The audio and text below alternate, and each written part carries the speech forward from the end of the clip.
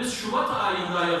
10 Şubatda Allah affetsin Sultan Abdülhamid vefat etməyi 10 Şubat'taydı. Halifeydi, halifetil müslimin idi. Benim memleketine makayet oldu ama muamalat üzerine çok idi.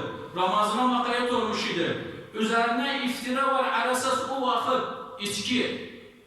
Harabi işler memleketin içinde dağıtmış idi, hapsi iftiradı.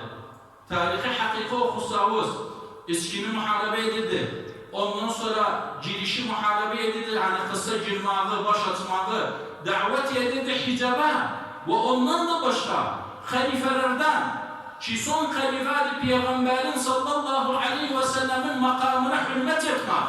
Tasavvur elavın, o şemendeferin sikkası ki yapılanda cilmi kelimetir. Medine'den önce dedi Peygamber izcacı olmasın. Peygamber izcacı olmasın, ses olsun. Hatta Fransa onda bir meslehiye terki yaptı Peygamberin sallallahu aleyhi ve sellemin makamına. Özünün dalına gitti. Dedi İskender getsin, Mansab getsin. Devlet getsin, bəs bir dənə Peyğəmbəri təaddi etməsin. Baxın, belə Peyğəmbəri sevirdirək. Onların yoluna dönsək, nəcatımız olur. Amma bəs həkət demək yox olmaz.